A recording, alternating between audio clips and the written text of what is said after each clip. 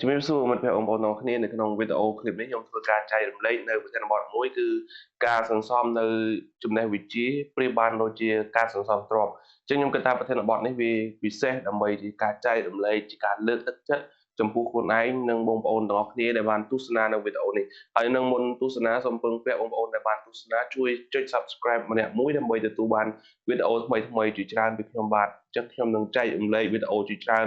តាមតែអាចធ្វើទៅបានជាច្រើនអញ្ចឹងកុំឲ្យខាតពេលយូរយើងមកងាកនៅប្រធានបទយើងវិញគឺការសន្សំចំណេះវិជ្ជាប្រៀបបានដូចជាការសន្សំទ្រព្យជាប់នៅក្នុងប្រាណអញ្ចឹងចំណេះដឹងប្រៀបបានដូចជាអ្វីៗទាំងអស់ដូចជាបញ្ញាមួយដែលភ្លឺទាំងយប់ទាំងថ្ងៃអញ្ចឹងអ្វីក៏ដោយចំណេះវិជ្ជាវាគឺជារបស់ដែលមានតម្លៃមែនទែនអញ្ចឹងយើងត្រូវសន្សំវិជ្ជាប្រៀបបានដូចជាការសន្សំទ្រព្យអញ្ចឹងយើងធ្វើវាប្រចាំថ្ងៃជារៀងរាល់ថ្ងៃសន្សំហើយក៏បង្ខំយើងត្រូវតែទទួលស្គាល់ថាចំណេះវិជ្ជាគឺជាការសន្សំជាធម្មតាអ្វីក៏ដោយនៅពេលយើងសន្សំតិចតិចយើងរីកចម្រើនមកដឹងខ្លួនទេអញ្ចឹងយើងសន្សំវាជាប្រចាំ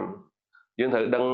រូលថាជាទូទៅជំនាញអ្វីមួយមុននឹងយើងអាចទទួលបានលទ្ធផលយើងត្រូវតែហ្វឹកហាត់វាឲ្យបាន10000ម៉ោង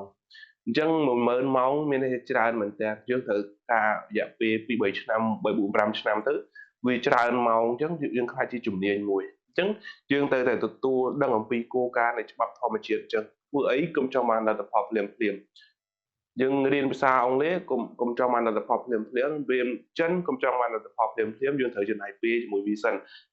ហើយរៀនជប៉ុនក៏យ៉ាងដូចគ្នាត្រូវការសន្សំឲ្យជាប់លាប់ជារៀងរាល់ថ្ងៃបន្តិចម្ដងបន្តិចម្ដងសឹមកុំបង្ខំយើងត្រូវតែសប្បាយរីករាយជាមួយនឹងដំណើរនៃការធ្វើការប្រឹងរបស់យើងជាប្រចាំថ្ងៃខ្ញុំគិតថាវានឹងបានលទ្ធផលនៅថ្ងៃណាមួយហើយយើងត្រូវតែបង្ហាញពេលហើយមែនតើទៅយើងត្រូវដឹងថាពេលវេលាវាបង្ហាញទៅតាមរយៈលទ្ធផលអ្វីក៏ដោយទោះបីជាយើងប្រកែយើងនិយាយល្អឬក៏យើងប្រឹងយ៉ាងណាក៏ដោយអ្វីដែលមនុស្សចង់ឃើញលទ្ធផលអញ្ចឹងយើងត្រូវតែ take action ឲ្យបានច្រើនសន្លំប្រឹងធ្វើឲ្យចេញជាលទ្ធផលប្រសើរជាងការនិយាយអញ្ចឹងយើងត្រូវតែធ្វើឲ្យមួយឲ្យចេញលទ្ធផលនៅពេលដែលយើងធ្វើមិនទាន់បានលទ្ធផលមនុស្សជាច្រើនគេចាំតែរិះគន់គេចាំជន់គេចាំមើលបំណាំជាច្រើនអញ្ចឹងយើងត្រូវតែសង្ងំធ្វើឲ្យខ្លួនយើងឲ្យប្រសើរឲ្យពិសេសយើងដឹងខ្លួនយើងសង្ងំអភិវឌ្ឍខ្លួនទាំងសមត្ថភាពទាំងផ្លូវចិត្តនិងផ្លូវកាយអញ្ចឹងគឺជារឿងសំខាន់យើងត្រូវតែសន្សំរបស់ទាំងអស់ហ្នឹងអញ្ចឹងយើងត្រូវតែទី1ទទួលស្គាល់ការពិតថាធ្វើអីក៏ដោយត្រូវចំណាយពេលវេលាហើយយើងត្រូវខំសន្សំវាដើម្បីទទួលបាននូវលទ្ធផលមែនទែនទៅបើសិនបើយើងខ្ជិលហើយយើងចង់បានលទ្ធផលលឿនអ្វីក៏ដោយវាមិនអាចទេព្រោះជាទូទៅមនុស្សចូលចង់ខ្ជិលប៉ុន្តែចង់បានលទ្ធផលមិនរៀនតែចង់ចេះមិនរកតែចង់មានសួរសំណួរសួរថាតើអាចដែរទេមិនអាចទេអ្វីក៏ដោយយើងត្រូវការពេលវេលាត្រូវការខិតខំព្យាយាមតិចម្ដងបានវាទទួលបានផលអញ្ចឹងមែនទែនទៅពាក្យមួយដែលខ្ញុំរៀនតាម Facebook គេចេះគេថាខ្ជិលថ្ងៃនេះនឹងវេទនាថ្ងៃក្រោយហើយមិនមែនជាជម្រើសល្អសម្រាប់យើងទេបើសិនមកយើងខ្ជិលសេចក្តីខ្ជិលធ្វើឲ្យយើងទទួលបានលទ្ធផលមិនល្អយើងយល់អំពីគុណតម្លៃនៅពេលដែលយើងយល់អំពីគុណតម្លៃនៃចំណេះដឹងយើងនឹងខិតខំប្រឹងប្រែងទីមួយយើងដឹងថាចំណេះដឹងនៅពេលដែលយើងចេះវាភ្លឺទាំងយប់ភ្លឺទាំងថ្ងៃភ្លឺទាំងយប់ភ្លឺទាំងថ្ងៃមានន័យថាពន្លឺដែលភ្លឺជាងគេគឺពន្លឺនៃបញ្ញាពន្លឺបញ្ញាភ្លឺទាំងយប់ទាំងថ្ងៃពន្លឺមានព្រះច័ន្ទព្រះអាទិត្យអគ្គិសនីវាស្មើពន្លឺនៃបញ្ញាអញ្ចឹងនៅពេលដែលយើងមានបញ្ញាធ្វើឲ្យយើងខិតខំយើងដឹងអំពីវេដឹងពីវិធីនៅពេលដែលយើងមាន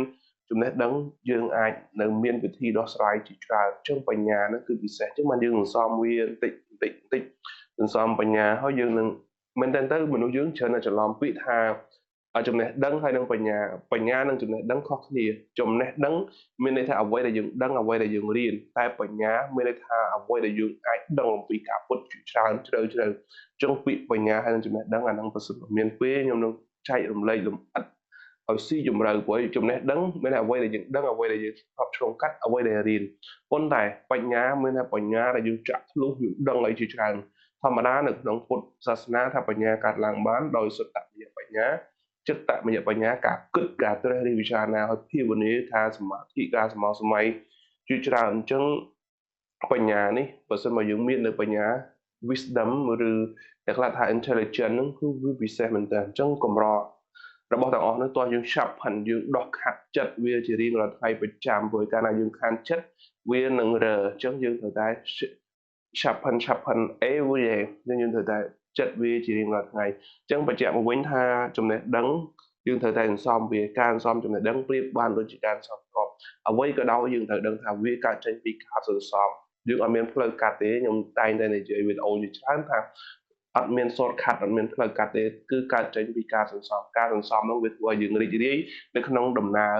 របស់យើងជាច្រើនអញ្ចឹងខ្ញុំគិតថាវីដេអូឃ្លីបនេះពន្យល់តាក់ទងជាមួយនឹងការសន្សំចំណេះដឹងប្រៀបបានដូចជាការសន្សំទ្រព្យគឺទ្រព្យនឹងគឺទ្រព្យនៃវិជ្ជារបស់យើងគឺវិជ្ជាសម្បត្តិមែនតើសម្បត្តិតាក់ទងជាមួយនឹងវិជ្ជាសម្បត្តិចរិយាសម្បត្តិទ្រព្យសម្បត្តិ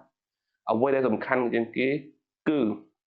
វិជ្ជាសម្បត្តិនិងចរិយាសម្បត្តិនឹងឯងអញ្ចឹងយើងទាំងអស់គ្នាត្រូវតែដោះខាត់ទាំងអស់គ្នាអញ្ចឹងខ្ញុំគិតថាវីដេអូឃ្លីបនេះខ្ញុំសូមមិនបន្តទៀតទេសូមបញ្ចប់ប៉ុណ្ណឹងប៉ុន្តែមុននឹងបញ្ចប់សូមពឹងបងប្អូនជួយចុច Subscribe ម្នាក់មួយដើម្បីទទួលបានវីដេអូថ្មីៗជាច្រើនពីខ្ញុំបាទហើយសូមអរគុណនិងជម្រាបលា